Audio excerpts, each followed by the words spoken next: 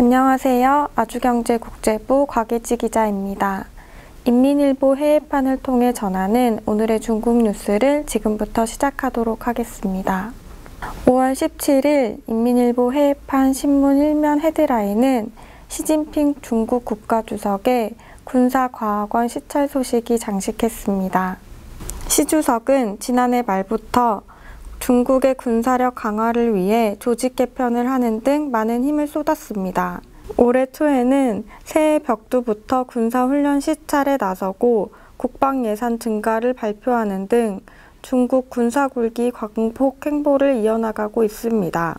이번에 시 주석이 방문한 군사과학원은 중국 인민해방군의 중요한 연구기관으로 수십 년 동안 중국 국방과 군 건설에 중대한 기여를 한 곳입니다.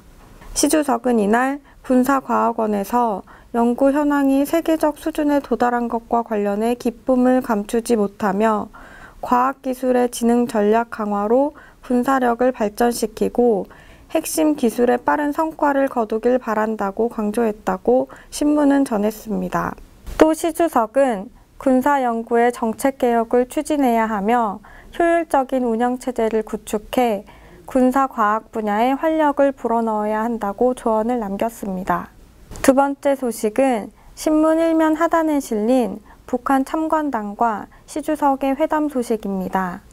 북미 관계는 살얼음판이지만 북중은 한층 가까워지는 모양새입니다. 현재 북한의 각 시도당 위원장들이 전원 중국을 방문 중인데요.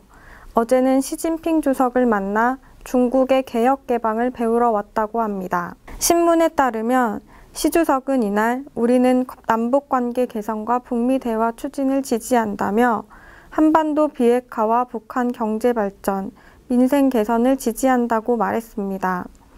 북한 단장인 박태성 노동당 부위원장은 김정은 위원장의 지시를 받고 왔다며 인사를 전했고, 시 주석은 참관단 방문이 두 차례 북중 정상회담에서 이룬 합의의 구체적 실천이라고 화답했습니다.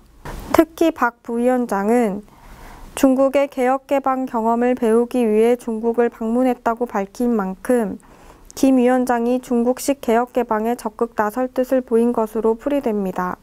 지난 3월 김 위원장이 들른 중국판 실리콘밸리인 중관춘 과학원을 이번 참관단이 다시 방문한 것도 같은 맥락입니다. 북한은 지난 2010년에도 김정일 국방위원장의 방중 직후 대규모 대표단이 중국의 경제 현장을 시찰한 바 있습니다. 이번엔 그때보다 시기가 훨씬 빠른 데다 중국이 북미 간 대화도 적극 지지하고 있습니다.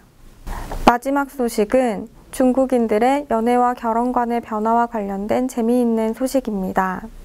최근 중국의 인터넷과 스마트폰 앱 등의 사용이 활성화되면서 소개팅 앱이 인기를 끌고 있고, 이러한 분위기가 젊은 층의 연애관과 결혼관을 바꿔놓았다는 것입니다.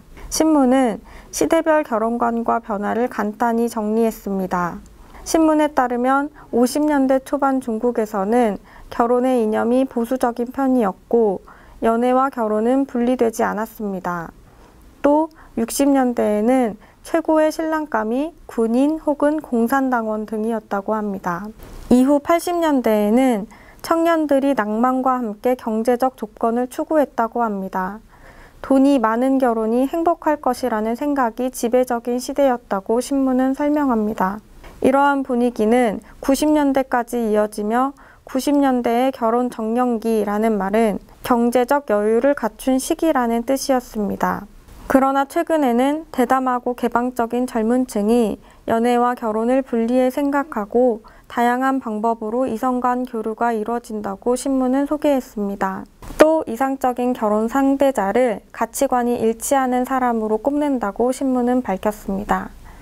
그럼 이것으로 오늘의 중국 뉴스를 모두 마치도록 하겠습니다. 감사합니다.